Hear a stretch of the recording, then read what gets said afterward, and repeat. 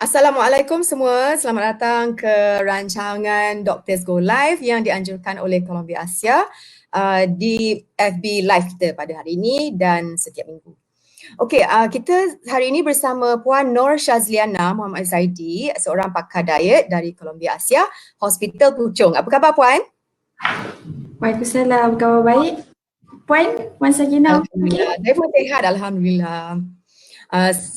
Semua tengah uh, bersedia untuk raya insyaAllah. Walaupun raya di rumah sendiri tapi kita mesti ada juga suasana raya kan.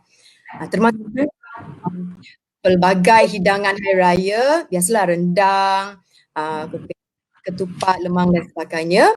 Kerana itulah kita punya topik pada hari ini ialah berkenaan dengan pemakanan di Aidilfitri. Okey, Hari Raya Aidilfitri bakal menjelang. Pasti ramai yang bersiap sedia untuk meraihkan mereka yang di rumah ataupun jiran. Kita ikutlah kan syarat-syarat PKP macam jiran okey tapi tak ramai, di dalam rumah semua sebagainya, tapi sebab makanan tu ada, kita sebagai tuan rumah tu akan sentiasa ada cabaran untuk makan setiap masa sebab dah terhidang kan. Betul, orang lain tak ada, kita makan nanti sayang pula. Okey, jadi pelbagai hidangan akan tersedia, memang best, tapi disebabkan PKP dan mungkin tak ramai yang akan datang, ada kemungkinan tuan rumah sendiri yang akan menjamu selera bersungguh-sungguh. Tapi nanti dulu ada beberapa tips yang kita boleh praktikkan supaya hidangan hari raya bukan sahaja sedap tetapi sihat dan rendah kandungan kalori. Macam itulah kita punya introduction dan sekarang kita akan hand over the screen to Puan Nur Shazliana. Silakan Puan, boleh bagi kita pendapat Puan tentang perayaan makanan di musim perayaan yang lebih sihat. Okey, so hari ni saya nak share tentang macam mana cara kita nak kontrol makan masa Sekejap. Sorry. Tak nak cakap pasal soalan. Jika para penonton sekalian ada sebarang soalan, tuan-tuan dan puan-puan boleh type soalan di ruangan komen dan kita akan address lah the question nanti kejap lagi. Okay? On the spot. Okay, sorry. Silakan. Sambung balik. Okay, so hari ni I nak share tentang macam mana cara kita nak kontrol kalori intake masa hari raya. Okay, since kita tahu makanan-makanan waktu hari raya ni semua yang berkalori tinggi. So, walaupun berkalori tinggi, kita still kan control lah kalori intake hari raya. Hidangan raya yang mana yang paling berkalori tinggi? Okay, so hidangan kalori yang paling tinggi ialah biasanya depends portion yang kita ambil. Bukan jenis makanan. Okay, jenis makanan biasanya lontong lah sebab dia dah siap dengan santan and then dengan nasi impit. Tapi single item rendang ayam. Rendang ayam. Compared tu rendang daging, rendang ayam lagi tinggi kalorinya? Betul. Rendang ayam kalori. And then depends juga portion dia lah and cara masak. Sometimes dengan orang dia masak perlu at first dengan minyak, ada yang terus rebus, depends juga. Tapi lain rendang ayam tu lah compare dengan rendang daging. Baik, kita tak berapa dengar tadi. Boleh ulang tak last part tadi yang Puan cakap tu? Okay. Dengan rendang daging lagi tinggi. Rendang ayam lagi tinggi kalori kalau nak compare dengan rendang daging. Tapi dia depends juga quantity, portion yang kita ambil dan cara masak. Puan cakap tadi rendang ayam lebih tinggi kalorinya dari rendang daging. Saya ingat macam ramai di antara kita rasanya sebab daging tu red meat kan. So kalau kita nak cakap pasal kalori ataupun anything yang to do dengan sihat tapi tak berapa sihat, it would be more daging sebab dia red meat compared to ayam white meat. So maybe that's macam mana pula rendang daging kalorinya lebih tinggi lagi daripada rendang ayam. Adakah berkenaan dengan daging itu sendiri ataupun bahan-bahan? Sebab bahan rendang lebih kurang macam sama lah kalau tak silap. Dia berbeza dari segi kuantiti lemak yang dapat dalam ayam ataupun daging tu lah. So dari segi cara masakan tu berbeza. Contohnya macam ayam, kita kena keluar punya, kita lebih prefer guna bahagian breast yang kurang lemak, and then kita akan remove the skin, keluarkan dia punya kulit. Sama juga bahagian kalau kita buat rendang daging, kita kena remove juga lemak, and then internal organ pun kita tak guna. So preparation tu penting lah untuk kurangkan kalori dalam Ya, tadi baru saya tengok YouTube berkenaan dengan resipi. Dia ada dua cara untuk buat rendang ayam. Satu ialah tumis, minyak kena banyak. Lagi satu ialah tak tumis, macam lemak rebus sahaja. So itu mungkin salah satu daripada tip lah. betul tu preparation method. Nanti saya akan sharekan. Okay. So cara masakan tu boleh membawa difference kan untuk Betul. kandungan kalori. Okay. Lepas tu kan, bagaimana hidangan selain daripada rendang? Maksudnya macam apa tu yang tiga segi tu? Kan ketupat, lemang pula tiga segi. Lemang bulat. Okay, so dari segi main meal, makanan utama contohnya macam lemang, kita ada ketupat palas, kita ada Palas. Tiga segi kan? beza lah. Yang paling tinggi sekali kalori yang biasanya sekarang ni ketupat sotong. Ketupat apa? Sotong?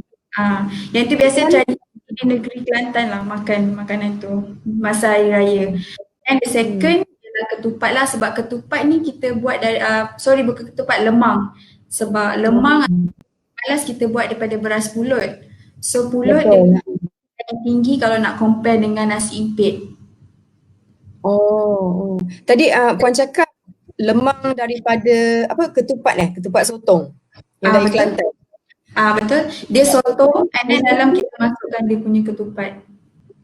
Oh, memang ada sotong kat dalam, kan dia punya bentuk sotong. Tak, sotong dia luar. Sotong kat luar and then kita masukkan ketupat and then resepi manis. Dia ada tambah gula juga. So kalori dia tinggi lah kalau nak compare dengan ketupat palas, ketupat lemang dengan nasi impit. Oh, okay. First time dengar ketupat sotong. Sedap ke? Sempat tanya.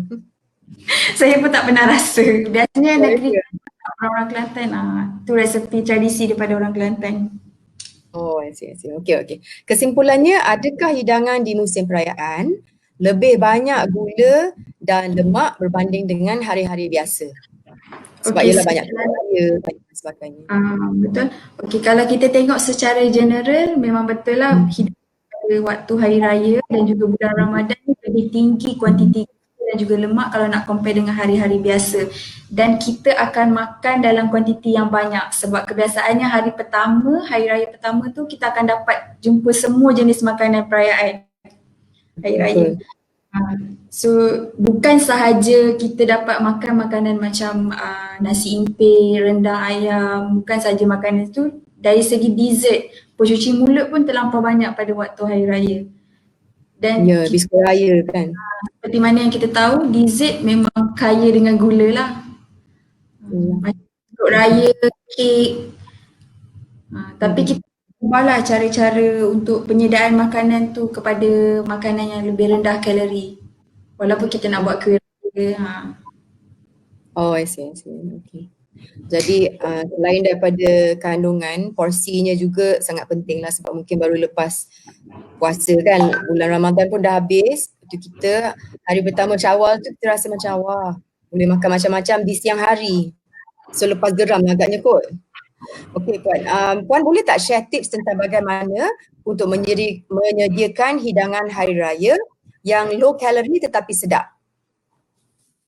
Okay, so dari segi penyediaan makanan yang low kalori, contohnya kita nak buat rendang ayam, so kita boleh gantikan santan dengan susu milk, susu skim, low fat, and then kita tak perlu tumis, kita directly boil.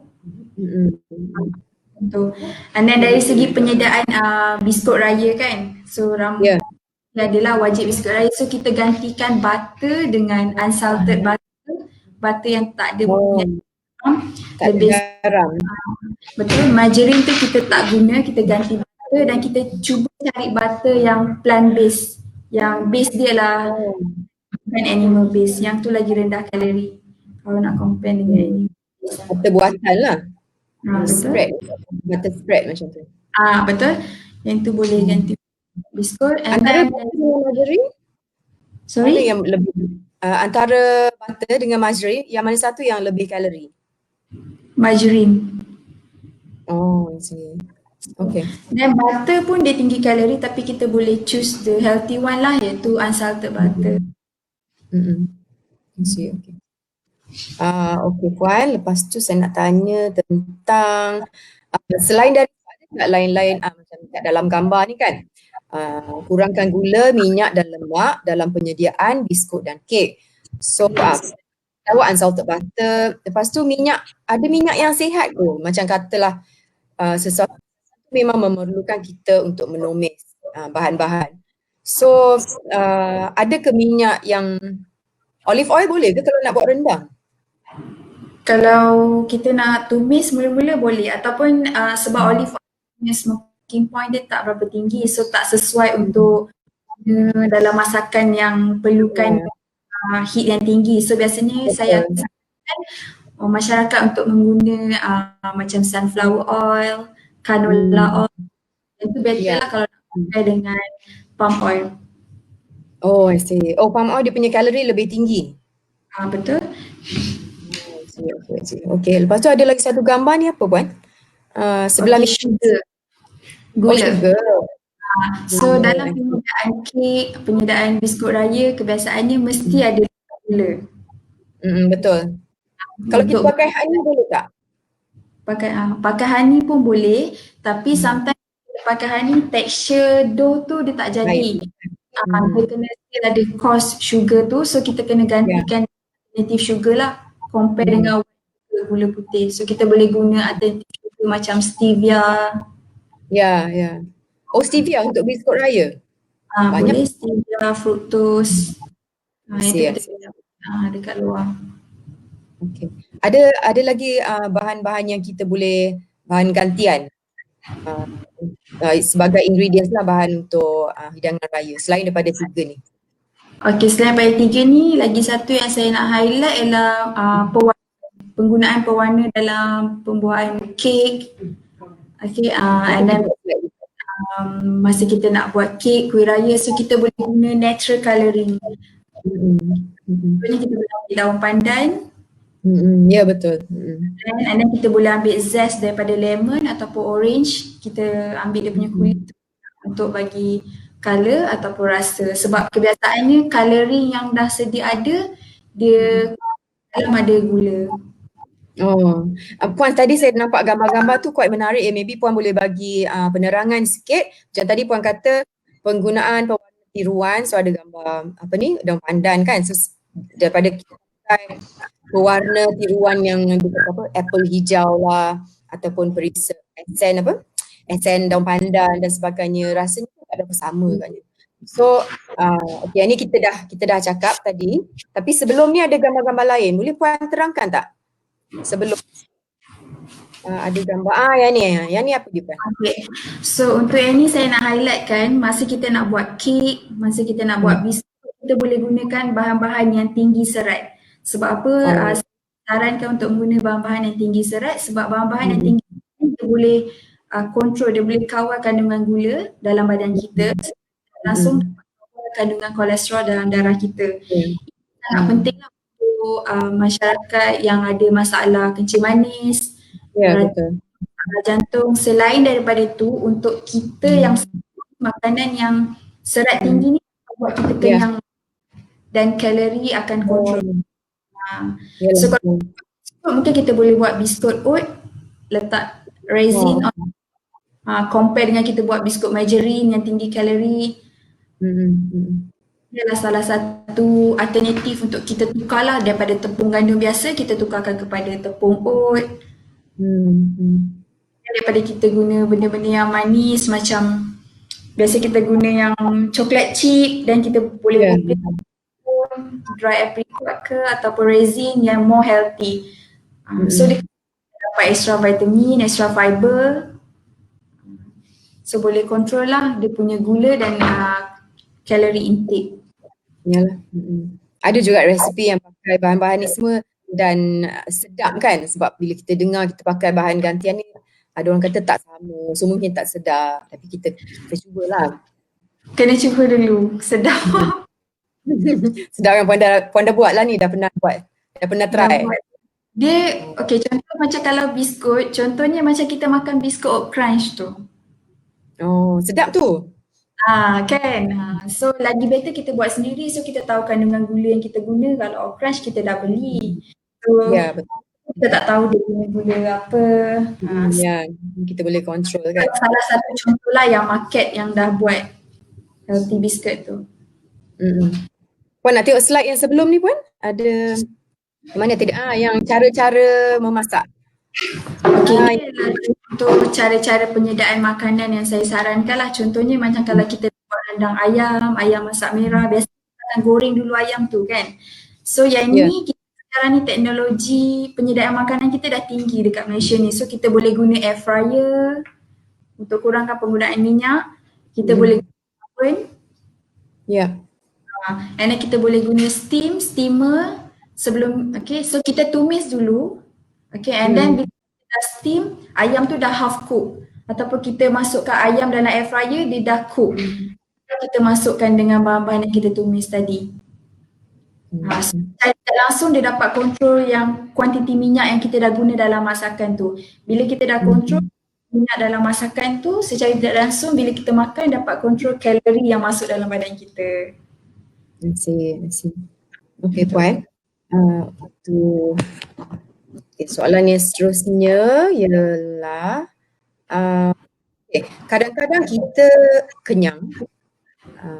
Bila hari raya lah kita kenyang kan, balik dari semayang, kita dah makan semayang, lepas tu kita balik dari masjid ataupun tahun ni kita dekat rumah lah kita semayang, betul, kita rest kejap, lepas tu kita lapar balik. Ada juga macam tu kan. Jadi adakah ini terpulang kepada jenis makanan yang membuat kita tak kenyang-kenyang? Maksudnya macam kita makan sikit, lepas tu kan kejap lagi kita lapar balik. So kalori tu makin naik lah, ataupun is it berkenaan dengan cuma macam habit dari segi fiziologi ke? Apa kaitannya Puan?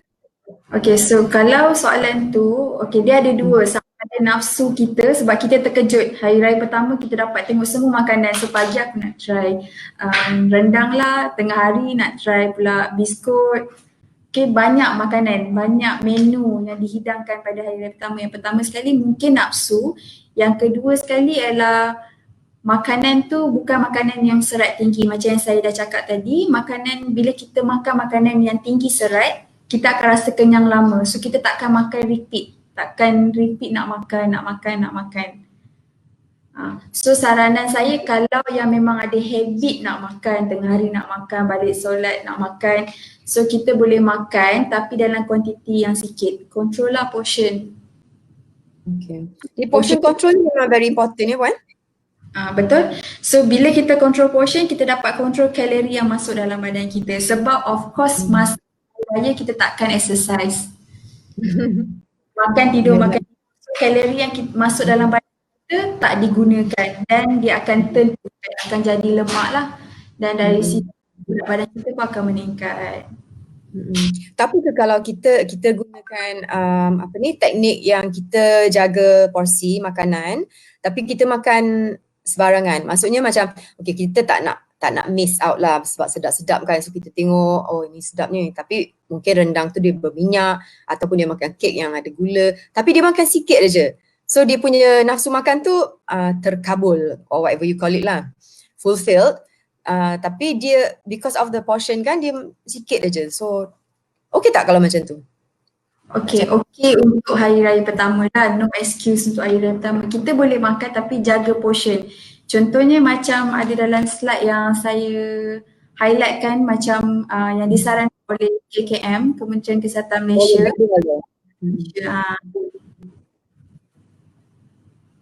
Slide dekat atas. Okay. Yang ada jadual tu. Yang tadi yang mana satu Puan? Yang ada warna tu kan? yang atas dia, Yang ni kan? atas lagi. Oh, atas lagi. Atas Sekejap ya, tuan dan puan-puan. Okay. So yang ini 3 rules yang kita perlu apply untuk make sure yang kita dalam healthy habit lah, healthy eating habit. Itu yang KM lah, Kementerian Kesihatan Malaysia sarankan lah satu pinggan kita suku ialah karbohidrat, so kita boleh letak kita punya suku lagi adalah protein, kita punya rendang, dan separuh daripada pinggan kita ialah mesti ada sayur dan juga buah-buahan. Tapi sebaliknya waktu raya separuh pinggan ialah ketupat, separuh pinggan ialah rendang ayam. So yang saya nak highlight kat sini, kita boleh makan semua jenis makanan pada hari raya, tapi kita still follow pinggan sihat Malaysia ni lah. Kita eat variety tapi balance and moderate. We still can enjoy the food. Tapi Puan, hidangan hari raya bila kita cakap pasal fibernya tu biasanya sayur-sayuran dan sebagainya kan, tapi banyak lagi karbohidrat dan protein. Dari segi sayur-sayuran yang saya boleh fikirkan sekarang ialah masak lodeh lah. Kuah lodeh tu yang ada sayur-sayuran yang semua dah lembik sebab dah bercampur-campur kan, dah lama boil. Macam mana kita nak increase fiber content dalam hidangan di musim perayaan? Okay, so cara kita nak increasekan fiber content dalam hidangan kita seharian. Okay, contohnya macam kalau kita buat nasi minyak, orang buat nasi ujang panas waktu perayaan, biryani, so mesti ada sayur. Betul tak? So bila dalam penyediaan sayur tu, kita kena ambil sayur tu separuh daripada pinggan kita, dan buah jangan lupa untuk prepare lah, untuk sediakan. Kebiasaannya bila hari raya ni meja penuh je dengan kuih, dengan kek, lauk pauk je. So buah dengan sayur tu dah diketepikan. Dan selain daripada tu, dari segi minuman pun kena kawal juga. Maksudnya mungkin kalau kita dah rasa kita dah terlampau banyak sangat makan makanan yang bergula ataupun karbohidrat tinggi, makan nasi banyak, so tak perlulah kita nak minum air gas.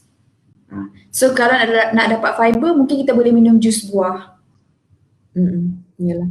Mungkin dari segi penyediaan jus buah tu cost lah kalau kita nak sediakan untuk setiap tetamu yang datang, tapi untuk tahun ni masa musim ni lah, PKPB ni yang tak ada tetamu nak datang rumah kita, hanya family, kita boleh buat penyediaan ni. Kita boleh sediakan. Betul Puan. Okey Puan, apakah norma baru dalam penyediaan makanan di musim perayaan? Okey, ni kira macam topik sikit lah. Dia bukan berkenaan dengan kalori, tapi berkenaan dengan sebab Puan selain daripada pakar dietitian, Puan juga pakar diet, Puan juga seorang food service coordinator di Columbia Asia Hospital Puchong kan. Jadi dari pengalaman Puan, norma baru dalam penyediaan makanan ni, contohnya kita di rumah dua husband and wife, tapi kalau kita nak masak small portion tu macam rugi masa. Kadang-kadang orang balik kerja tak ada masa. Boleh tak dimasak banyak lepas tu di freeze? So things yang macam ni lah, ada apa-apa tip dan idea dari Puan supaya kita masak dengan lebih cekap walaupun masa tak banyak? Okay, so dari segi penyediaan makanan, of course saya akan sarankan masyarakat untuk makan makanan yang fresh kalau nak compare dengan frozen food lah. So jawapan saya untuk soalan tu, kita perlu prepare ataupun kita perlu makan makanan yang fresh. Tak perlu nak masak banyak-banyak and then you guys pergi frozen and then baru kita heat upkan balik, panaskan balik. So dekat situ the quality of the food. So mungkin boleh dapat food poisoning, lagi-lagi makanan yang menggunakan santan, okay, tak boleh tahan 2 hari. And bukan semua rumah ada freeze. So tak boleh nak frozen kan, sometimes diorang just letak dalam chiller and then ingat boleh makan 2-3 hari, sebenarnya makanan tu dah rosak. The quality of the food tu akan ganggu kesihatan seharian. So saya sarankan untuk makan makanan yang fresh dan tak perlu masakan yang terlampau banyak, sebab kalau kita rendang tu banyak, esok makan rendang lagi, kalori lagi, esok makan rendang lagi. Ya. So better makan, kita masak bila kita nak makan. Fresh lah hari-hari prepare, masak baru makan. Untuk mempercepatkan proses, masakan, sebab macam orang yang bekerja di balik rumah, dia nak cepat buat, mungkin ada anak dan sebagainya kan. So boleh tak kalau dia siapkan, dia blend bawang banyak, betul letak dalam fridge, blend bawang putih, blend segala blend, lepas tu bila dia nak masak tu macam cedok-cedok sahaja. Okey, kalau yang tu boleh sebab yang tu uncooked, makanan yang tak masak lagi. Yang tu kita boleh simpan lah sebab yang tu makanan tak masak. Dia kualiti makanan ni akan terjejas bila makanan yang dah masak kita simpan berhari-hari. Oh, okey. Jangan lama sangat. Betul. Makanan yang Ya? Sorry. Puan cakap tadi apa? Makanan yang belum dimasak untuk simpan apa. Macam ayam lah kita simpan dalam punya tempat so boleh tahan lama. Daging, yang itu semua belum masak so still boleh gunalah, boleh makan. Tapi kalau makanan yang dah masak kita frozen and then kita keluar balik, kita defrostkan balik and then kita panas, masuk balik dalam frozen, yang tu dah ganggu dia punya kualiti. So bila dah ganggu kualiti, kita tak tahu food contamination dia macam mana. Waktu kita buka tutup Tupperware tu, lepas tu kita pun makan and then boleh dapat food poisoning lah. And then food poisoning adalah isu yang paling tinggi lah waktu Hari Raya. Semua orang sakit perut sebab keracunan makanan. Yalah. Puan, sebab kita kadang-kadang masak banyak di waktu Hari Raya, lepas tu ada lebihan kan. So ni semua dimasukkan dekat dalam peti ais. Biasanya macam berapa lama kita boleh simpan? Kalau 2-3 hari boleh tak? Dan juga nasihatkan tadi, jangan freeze-kan, lepas tu keluarkan balik, panaskan, lepas tu freeze-kan balik. Boleh kan? Apa pendapat Puan? Sekali je dia, lepas tu pakai habis. Tentang penyimpanan makanan ni hanya boleh simpan sekali saja. Maksudnya simpan, and then esok kita keluarkan, kita panas dan terus habis. Bukan kita buka tutup. Betul. Berlakunya food contamination lah. Okay. Hanya sekali saja. Ada apa-apa lagi Puan nak tambah? Kita tengok kalau ada apa-apa soalan dari penonton. Kalau tak ada, tak apa, Puan boleh tambah anything else, ada tips ke, ideas ke. Oh, ada satu soalan daripada Puan Rafika. Makan dalam kuantiti yang sikit tapi kerap, atau makan dalam kuantiti yang banyak tapi jarang-jarang? Yang mana satu lebih bagus? Soalan ni jawapan saya ialah sehari kita ada 3 waktu makan yang perlu kita makan makanan utama lah. Kita ada breakfast, makan pagi, makan tengah hari dan makan malam. Seeloknya kita makan makanan tu dalam waktu ni, waktu breakfast, waktu lunch, waktu dinner. Dan portion yang kita perlu ambil pun sama macam pinggan sihat Malaysia tadi. So tak perlu kita repeat makan, nanti kita nak makan lagi dan tengah hari. Dan antara waktu makan pagi, antara waktu makan tengah hari dan makan malam tu kita ada panggil waktu snacking. So masa snacking tu macam high tea, afternoon tea, morning tea, waktu tu kita tak perlu nak makan rendang, tak perlu nak makan ketupat.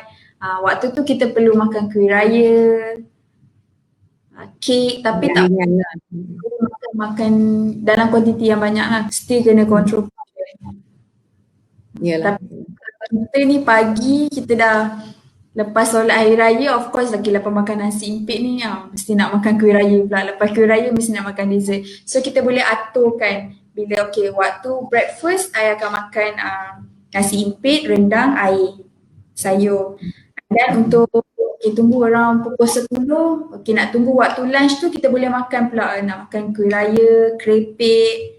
Dekat situ dah kurangkan kuantiti yang kita akan makan repeat. Cycle nak aturkan waktu makan sekali banyak ataupun tak boleh makan jarang-jarang kuantiti yang banyak. Tak lagi pun kalau macam raya sebelum ni kan, sekarang ni kita raya PKP, so kita kat rumah je lah. Because kita nak ni yang akan datang lah, insyaAllah raya akan datang, kalau kita menziarahi, kalau makan banyak tu kita, terutama benda-benda yang banyak lemak ni, kita akan rasa penat dan mengantuk. So mengantuk tidur. last raya kat atas sofa depan TV sahaja dan tidak keluar ataupun kalau keluar menziarahi tu macam tak ada mood nak. So apa ni, boleh tak Puan bagi nasihat sikit lah supaya badan kita tegar dengan cara pemakanan yang baik di Hari Raya. Okey, saya dah highlightkan dalam slide saya dekat sebelum page yang terakhir. Second last. Betul, second last. Third last. Oh, third last. Okey, yang ni ialah kita perlu praktiskan lah 5 step ni untuk maintain healthy masa Hari Raya. Okey, so sekali macam kita dah bincang tadi, kita perlu makan 5 kumpulan makanan setiap hari lah. Dalam pinggan kita mesti ada karbohidrat, ketupat, and then kita ada protein. Okey, protein iaitu lauk pauk kita, and then kita ada fat, minyak yang dalam makanan tu tapi daripada sumber minyak yang baik. Yang macam saya cakap tadi, olive oil, canola oil, and then kita ada fruits, buah-buahan dan juga sayur-sayuran. So 5 kumpulan ni perlu makanlah setiap hari, and then perlu makan buah dan sayur sebab yang tu semua tinggi fiber. So akan buat kita kurang untuk repeat makan. So bila kita makan makanan yang tinggi fiber, kita akan rasa kenyang lama, and then kita perlu hadkan pemakanan kita, kalori sekali makan 500 kalori. 500 kalori ni kalau semua masyarakat ikut apa yang Pinggan Sihat Malaysia suggestkan, dia akan dapat 500 kalori. Kalau tak ikut, jadi more. Dia boleh jadi 800 kalori per pinggan, per plate. And then of course kita kena hadkan kuantiti gula dan garam dalam makanan dan minuman kita. Dan of course untuk kurangkan risiko kenaikan berat badan, kita kena bersenam lah 5 kali seminggu. Ataupun biasanya yang Kementerian Kesihatan Malaysia sarankan untuk bersenam adalah 250 minit seminggu. So kita pandai-pandai bahagikan masa lah. So dengan 5 step ni, insyaAllah lah akan maintain healthy masa Hari Raya. Okay. Terima kasih banyak Puan Shazliana, pakar dari Columbia Asian Hospital Puchong. Itu sahaja time kita untuk hari ini. Kita tengok kalau ada soalan. Kalau tak ada soalan tak apa. Oh, ada lagi, Alhamdulillah. Dari Puan Aina Zulkifli, betul ke minum air sebelum dan semasa makan boleh buat perut buncit, atau adakah ini mitos sahaja? Okey, soalan yang menarik. Okey, sebenarnya masa kita nak start makan memang kita perlu minum air. Tapi bukan dia boleh bagi result keputusan buncit, tapi ialah untuk make sure perut kita ada something. So bila kita nak start dengan makanan, kita tak akan makan makanan dengan terlampau banyak. Dan cara untuk kontrol kalori intake dalam seharian kita. Sebelum kita makan nasi, kita minum dulu air kosong segelas. Oh. Pastikan perut kita ada something, baru kita start makan nasi, ayam, sayur, buah. Dan secara tidak langsung dia akan automatically buat kita makan dalam kuantiti yang sederhana, moderate, takkan makan secara berlebihan. So lepas tu lepas kita makan berat macam tu, berapa lama lepas tu should kita minum, atau kita boleh minum terus lepas makan? Okey, kita boleh minum terus, tapi kalau boleh elakkanlah minum minuman yang bergula. Oh, okey. Tapi kebiasaannya air kenapa kita suggest untuk minum sebelum makan, sebab untuk perut kita, dalam perut kita ada isi, and then kita makan nasi, makan lauk kita, and then kita makan sayur dan sekali buah. Bila kita dah makan buah, ujung kita macam akan rasa macam tak perlu lagi nak minum air. Yeah, bukan direct akan minum air, sebab bila makanan yang tinggi serat ni dia akan buat kita akan rasa kenyang. Jadi bila kita kenyang, perut kita akan rasa full, and then kita tak akan minum air. Oh, I see. Okay. Minum air dulu. Okay, Alhamdulillah. Terima kasih Puan. Lukman Hakim bertanya, makan ketupat boleh gemuk tak? Makan ketupat boleh gemuk. Okay. So makan ketupat sahaja ke nak makan ketupat dengan Rendang ke macam mana? Okey, ketupat ni sama dengan nasi. Seperti mana yang kita tahu cara penyediaan ketupat buat daripada beras. Okey, so just bayangkan je lah satu bentuk ketupat tu sama dengan kuantiti kalori satu sendok nasi. Oh. So kalau makan ketupat saja tak adalah gemuk, tapi kalau dah tambah dengan rendang, yang tu boleh jadi gemuk lah. Tapi sebenarnya kalau you still control portion, takkanlah jadi gemuk. Ini untuk orang yang makan extra. Biasanya ketupat orang makan 2 ketupat sekali makan, it can be Yalah. gain. Yalah, betul juga. Okay, kita tunggu soalan seterusnya. Cik Ahmad Saufi bertanya, kalau makan tak nenas, kalau makan tak nenas gemuk tak puan?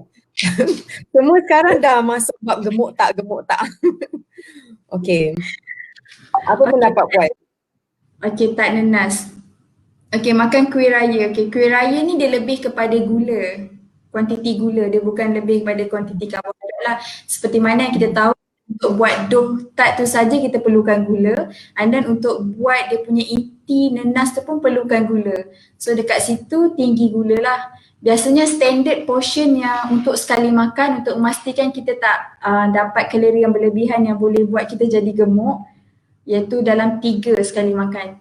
3 piece lah, 3 biji sekali makan. Kalau makan secara berlebihan, gula dalam badan pun akan berlebihan, and then you exercise, gula tu sendiri boleh jadi fat. Bila gula tu dah jadi lemak dalam badan, berat badan pun akan meningkat. So secara tak langsung boleh meningkatkan berat badan lah. Salah satu kuih yang puan rasa paling tinggi kalorinya kuih apa? Adakah biskut tart salah satu dari kuih tersebut? Betul. Kuih tart, kuih yang menggunakan margarin kebiasaannya memang tinggi. Sebab dough itu sendiri ataupun kuih yang macam biskut badam yang memerlukan kacang, penggunaan kacang. Sebab kacang sendiri tinggi kalori, tapi dia juga tinggi protein. So kena control portion jugalah. Bagaimana dengan hidangan atau biskut-biskut yang tradisional macam apa, puting, lagi apa, biskut-biskut yang macam bukanlah Kuih loyang. kuih gunting. Okey, apa yang saya nampak perbezaan kuih dahulu dengan kuih zaman sekarang memang lebih kepada penggunaan oven. Kalau kuih zaman orang dulu dia lebih penggunaan macam kuih loyang kita goreng, so berminyak. Tapi kalau nak compare kan kuih zaman sekarang ni, walaupun kita cara penyediaan makanan tu, penyediaan kuih tu menggunakan oven, tapi dia punya bahan-bahan tu dah letak coklat, Nutella, dah letak macam-macam coklat chip. So dekat situ dah tambah kalori walaupun penyediaan dia tak menggunakan minyak. Betul kan? So tinggi kalori juga untuk gula ni, especially yang Elmer London yang menggunakan salad guna coklat. Biskut Elmer London. Yang tu pun kalau ada lagi soalan seterusnya. Okey, Ms. Ranju Kanapati bertanya, apa yang kita boleh substitute untuk pastikan juadah Hari Raya lebih sihat? Mungkin puan bagi kesimpulan lah sebab tadi kita dah bercakap substitute, tapi puan boleh just bagi kesimpulan aja. Okey, secara kesimpulannya dari segi macam mana kita nak substitute, contohnya biasanya seperti mana yang kita tahu penyediaan makanan dalam perayaan, tak kisahlah perayaan raya di Bali ke Chinese New Year ke, still menggunakan gula. So dari segi penggunaan gula kita boleh kontrol dengan menggunakan alternative sugar lah, macam stevia, fructose. And then yang kedua adalah penggunaan butter ataupun margarine masa kita nak buat kek ataupun kuih. So kita boleh gantikan dengan menggunakan butter lah, compare dengan margarine. And then yang ketiga dari segi masakan lauk pauk, ayam, daging kita boleh gunakan oven, air fryer, pressure cooker sebelum kita, kalau nak compare kita goreng lagi banyak minyak. Dan juga yang terakhir ialah yang keempat saya nak highlight ialah penggunaan minyak. Kita boleh pilih jenis minyak yang lebih sihat macam canola oil, sunflower oil, yang tu lebih omega dan lebih sihat lah kalau nak compare minyak palm oil. Okey. Harap tadi semua soalan telah pun terjawab dan ada soalan dari Shirley Hu. Wajarkah orang yang berdiet atau menjaga pemakanan mereka jadikan hari raya sebagai cheat day mereka? Wah, soalan ni bagus sebab mesti ramai yang akan menjadikan hari raya cheat day. Dah lah sebulan. Okay, kebiasaannya macam tu lah. Bila sebulan kita dah berpuasa, kita dah bertekad ni kita nak diet untuk lose weight untuk hari raya. Tapi bila masuk raya pertama, kita pun macam, okay, ini raya pertama nak cheat day. Okay, dari segi cheat day tu memang kita akan cheat day pun untuk raya pertama. Tapi pesanan saya untuk orang yang still nak jaga berat badan, kita kena control portion. Kita memang akan cheat day untuk raya pertama. Tak mungkin kita akan makan makanan yang tak mungkin kita tak akan cheat lah untuk raya pertama. So raya pertama memang kita akan cheat, tapi pesanan saya makan makanan dalam portion yang kita control lah, control portion. Still makan, yang penting kita enjoy lah makanan tu, tapi kita kena control portion. Okay, kita tunggu ya soalan seterusnya. Wah, happening lah Puan. Banyak soalan, Alhamdulillah. Okey, Puan Ana Ashida, untuk kanak-kanak agak susah untuk kita kawal kalori intake mereka. Boleh tak Puan kongsi tips untuk pastikan anak kita tidak terlebih kalori? Terima kasih. Okey, kalau anak kecil, so mak lah yang akan kontrol. Kalau anak dah besar, of course tak boleh kontrol lah. Mak ayah tak boleh kontrol lah. So bila anak kecil tu, mesti kita yang kontrol. Okey, dia boleh kontrol, tapi mak tu, peranan ibu bapa lah kena kontrol sendiri intake anak tu. Sebenarnya kalau anak yang bawah 2 tahun yang still lagi kita kena suap makan, so still kena follow lah waktu makan yang biasa dia makan lah, breakfast dia, lunch dia, dinner dia. And then untuk waktu macam breakfast nak tunggu waktu lunch, and then lunch nak tunggu waktu dinner yang kita ada snacking time tu, waktu tu kita boleh bagi dia try makan makanan hari raya, tapi tak boleh makan secara banyak lah sebab dia sendiri ada makanan dia.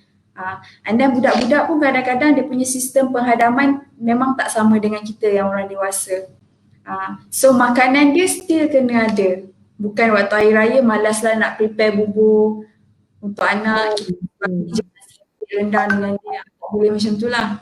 Kita still lagi kena follow jadual makan dia supaya dia dapat makanan yang mencukupi, dan antara snacking time tu kita boleh cuba bagi makanan perayaan lah, nak introduce dekat dia kan. Sikit-sikit boleh, so tak boleh banyak lah sebab kalau ibu bapa waktu breakfast, lunch dengan dinner dia dah bagi makanan yang seharian yang sepatutnya baby dapat, tapi untuk waktu snacking bila mak makan sumbat juga dekat anak, suap-suap dekat situ boleh jadi kalori yang bertambah lah, boleh tambah kalori dekat anak. So yang penting makanan anak still kena provide apa yang sepatutnya dia makan dalam seharian, dan untuk makanan perayaan kita boleh introduce dalam portion lah, portion yang kita control. Macam sekadar cuba lah kan? Betul. Untuk yang bawah 2 tahun lah. Yang dah sekolah rendah, yang tu memang kita tak boleh control lah, tapi kita boleh ajar orang breakfast kita makan ni nanti untuk nak tunggu lunch, jom kita makan kuih dulu sambil tengok TV, and then lunch baru kita repeat balik makan nasi impit ke lemang. Okey, terima kasih Puan. Kita tengok kalau ada lagi soalan. Okey, Encik Gunawan Batu Malai, how about dodol? High calorie. Betul juga, kita tak cakap pun tadi pasal dodol kan, padahal dodol dengan raya ni macam geng. Okey, dodol pun salah satu, biasanya kita akan kaitkan dodol ni dengan penyediaan kuih, penyediaan dessert lah yang bukan makanan utama. Sometimes ada yang rumah yang memang ada provide dodol, ada yang memang tak ada langsung dodol. Dodol ni penyediaan ni memang tinggi gula. Memang.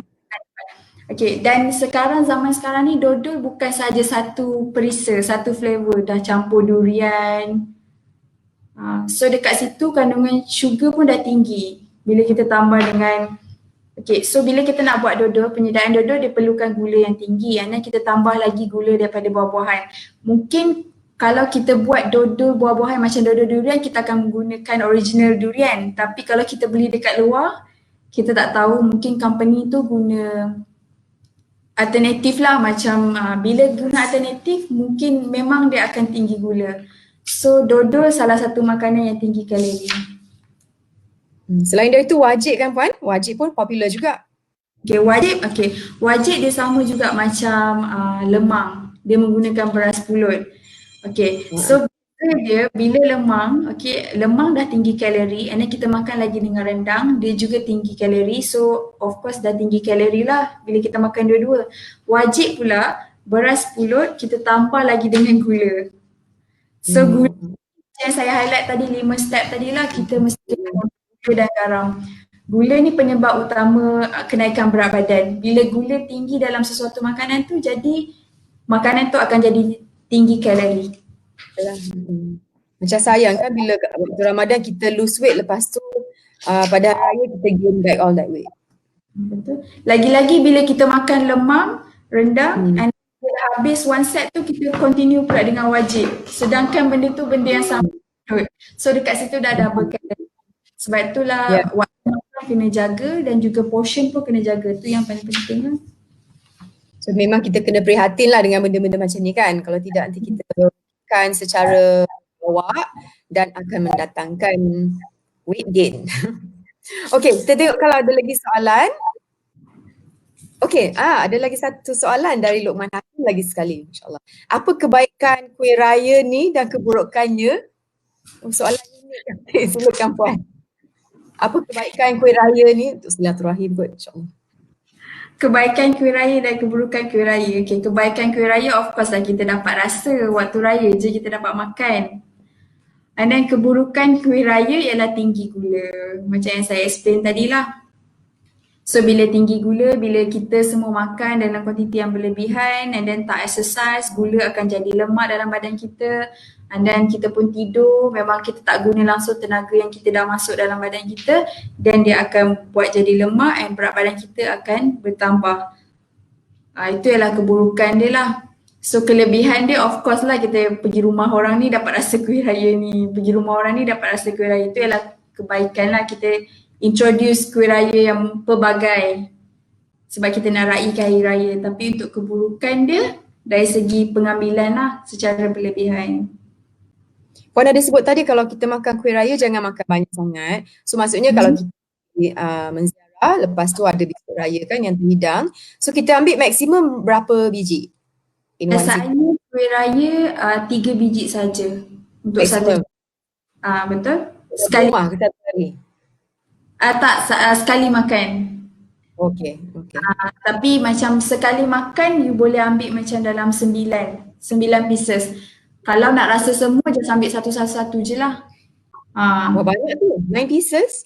9 untuk sekali ziarah, tapi janganlah lepas dah makan 9 pieces tu minum air gas. Oh, I see. Okay. Kena replace baik dengan air kosong lah sebab kuih raya memang tak dapat lari dengan tinggi kandungan gula lah. Ya, betul. Okay, kita tengok lagi ada soalan. Dah masuk 50 minit already, Masya Allah. So kita terpaksa hentikan siaran ini setakat ini dulu, dan kalau ada apa-apa lagi soalan boleh terus type di ruangan komen dan nanti Puan Shazliana akan menjawab selepas rancangan. Okay, we will give you the answer lah dekat dalam ruangan komen juga. Terima kasih banyak Puan Shazliana, pakar diet dari Columbia Asia Hospital Puchong, dengan berkenaan dengan pemakanan sihat di Hari Raya. Terima kasih banyak dan selamat Hari Raya lah Puan. Puan kerja ke Hari Raya nanti? Tak, cutilah. Selamat menyambut Hari Raya. Selamat Hari Raya juga. Dan selamat Hari Raya semua. Assalamualaikum. Salam.